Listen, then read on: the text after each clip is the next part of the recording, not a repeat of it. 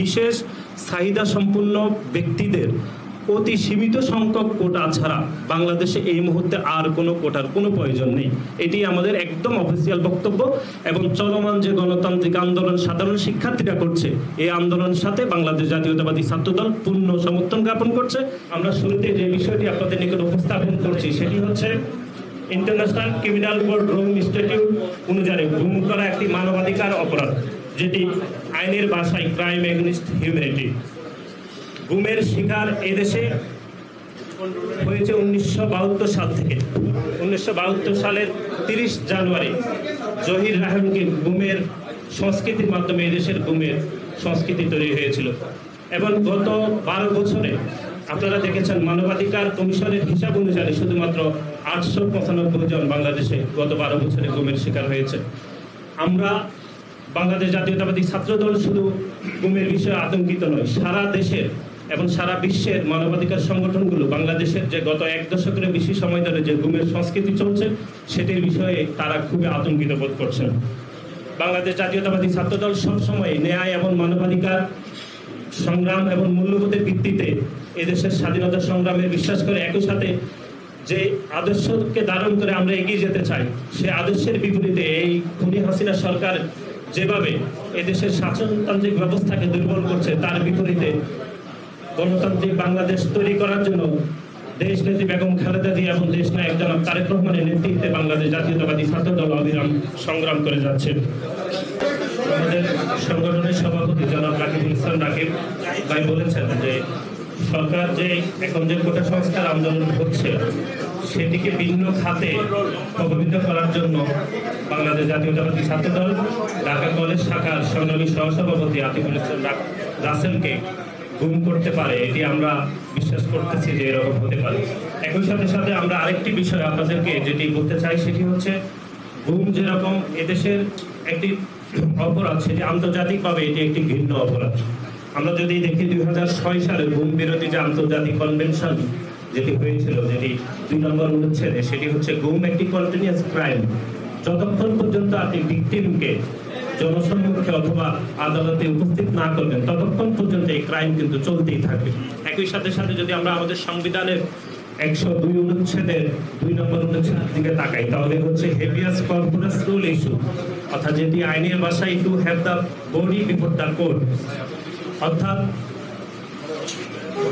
ভিকটিমকে 24 ঘন্টার মধ্যে আপনি আদালতে প্রেরণ করতে হবে এবং একই সাথে সাথে ভিকটিমের আইনজীবীকে তার সাথে দেখা সাক্ষাৎ করার যে বিধান রয়েছে সংবিধানের 33 অনুচ্ছেদে সেটিও লঙ্ঘন হচ্ছে। সুতরাং বাংলাদেশ জাতীয়তাবাদী ছাত্রদল বিশ্বাস করে যে চলমান যে গণতান্ত্রিক আন্দোলনে বাংলাদেশ জাতীয়তাবাদী ছাত্রদল রয়েছে এবং যে আন্দোলনের নেতৃত্ব দিচ্ছেন এদেশের গণমানুষের আপসীন নেতা দেশনায়ক জনাব তারেক রহমান, ওনার নেতৃত্বে যে আন্দোলন সংগ্রাম চলছে সে আন্দোলন সংগ্রামকে বাধাগ্রস্ত করতেই সরকার আতিকুর রহমান রাসেলকে গুম করতে পারে এবং আমরা বাংলাদেশ জাতীয়তাবাদী ছাত্রদলের পক্ষ থেকে আতিকুর রহমান রাসেলের নিঃশর্ত মুক্তি কামনা করছি। আমরা কোটা নিয়ে আমরা যেটি আমাদের বক্তব্য সেটি হচ্ছে 2018 সালে যখন কোটা মুভমেন্ট হয়েছিল সেই সময় আমরা বাংলাদেশ জাতীয়তাবাদী ছাত্রদলের পক্ষ থেকে সাধারণ শিক্ষার্থীদের সে আন্দোলনে আমরা অংশগ্রহণ করেছি এবং সমর্থন দিয়েছিলাম।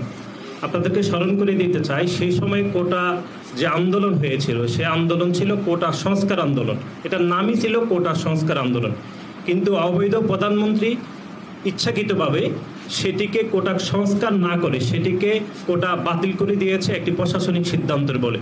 কিন্তু তখনকার যারা আন্দোলন করেছে কেউ কিন্তু কোটা বন্ধ চায়নি, বাতিল চায়নি, সবাই চেয়েছে কোটা সংস্কার।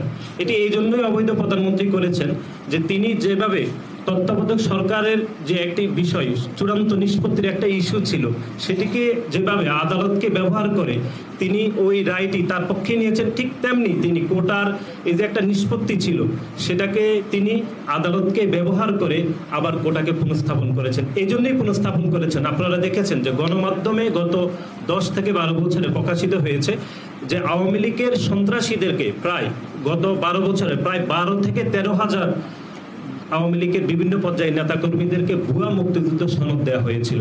এখন এই ভুয়া মুক্তিযুদ্ধ সনদের যাদেরকে দিয়েছে তাদেরকে যদি নিয়োগ দিতে হয় তাহলে তো কোটাকে পুনঃস্থাপন করতে হবে।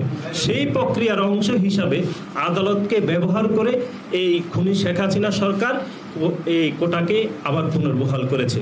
আমরা বাংলাদেশ জাতীয়তাবাদী ছাত্রদল 2018 সালে যে কোটা সংস্কার হয়েছিল সেখানে আমরা নৈতিক সমর্থন দিয়েছি এবং আমাদের সাধারণ শিক্ষার্থীরা অংশগ্রহণ করেছে। এখন যে আন্দোলন চলছে সেই আন্দোলনে আমরা সমর্থন দিচ্ছি এবং আমরা বিশ্বাস করি যে গণতান্ত্রিক আন্দোলনের মাধ্যমে সাধারণ শিক্ষার্থীরা যে কোটা সংস্কারের বিষয়ে যে আন্দোলন করছে সেটির বিষয়ে একটু চূড়ান্ত নিষ্পত্তি হওয়া উচিত। এবং দলের পক্ষ থেকে আমাদের দলের মহাসচিব এই বিষয়ে বিবৃতি দিয়েছেন।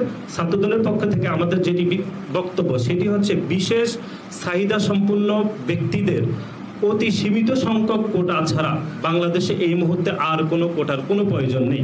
এটি আমাদের একদম অফিসিয়াল বক্তব্য এবং চলমান যে গণতান্ত্রিক আন্দোলন সাধারণ শিক্ষার্থীরা করছে এই আন্দোলনের সাথে বাংলাদেশ জাতীয়তাবাদী ছাত্রদল পূর্ণ সমর্থন জ্ঞাপন করছে এবং একই সাথে সাথে আমরা বিশ্বাস করি এই আন্দোলন ছাত্রলীগ এবং যুবলীগের সন্ত্রাসীদের বাধার মুখ হয়ে এই আন্দোলন সফল হবে ইনশাআল্লাহ। আপনাদের ধন্যবাদ। যারা ঢাকা বিশ্ববিদ্যালয় সহ আমাদের যারা বিভিন্ন ইউনিটের আমাদের সাধারণ শিক্ষার্থীরা রয়েছে তারা অবশ্যই আন্দোলনে যুক্ত হতে পারে এবং রয়েছে, এটি হচ্ছে আমাদের বক্তব্য।